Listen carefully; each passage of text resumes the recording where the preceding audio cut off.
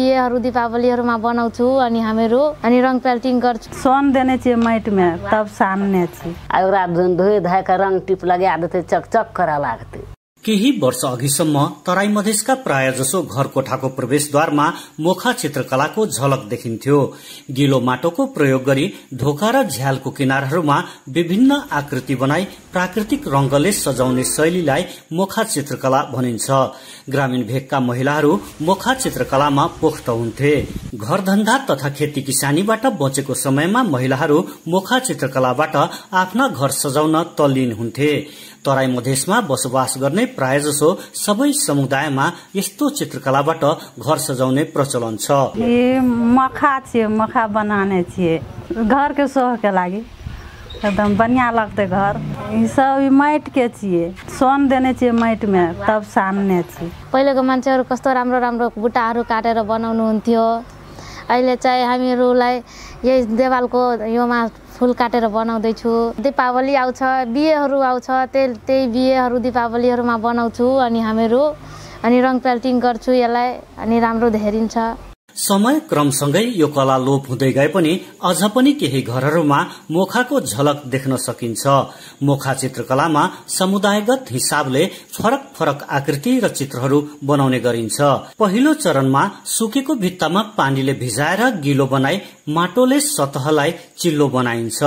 पहिलो परतमा माटोमा गोबर, धानको भुस, परालको ढुटो मुछी बाँसले बनेको टाटीमा लेपन गरिन्छ। गोबरको प्रयोगले भित्तालाई कडापन प्रदान गर्ने भएकाले गोबरको मात्रा प्रमुख हुने गर्दछ। पहिलो परतको लेपन सुकेपछि चित्र बनाइन्छ। भित्ताको तल्लो र माथिल्लो भागमा बनाइने आकारलाई किनारी तथा कोर भनिन्छ। सामान्यतः यसमा पशु पंक्षी, फूलपात र ज्यामितीय आकारहरू बनाइन्छ। यस्तै हाँस, परेवा, कुखुरा, सुगा, मैना, ढुकुर र मयूर जस्ता आकृति बनाइन्छ। पशुमा हात्ती, घोड़ा, गाई लगायतका आकृति बनाइन्छ। पहिने जब मट्टी घर रहे न त बनाबिए के मट्टी घर में बनावे छिए त यह दवाल उठा के प्लास्टर कर के तब वह फूल बनेलके मिस्त्री दिए। 5 दिन लागले, 1 हफ्ते, 3टा मुखिया हिसाब एकरा ई फूल बनेने छिए न, ओकरा धोइ धाइ के रंग टिप लगा देते चकचक करा लागते। मैथिली क्षेत्रमा बनाइने मोखमा हात्ती, घोड़ा, मयूर, माछा जस्ता आकृति अंकित गरिन्छ। कमलको फूल, फूल तथा पातको लहरा र सूर्यसँगै मानव आकृति सहित कृषि कार्य गरेको आकृति पनि बनाइन्छ।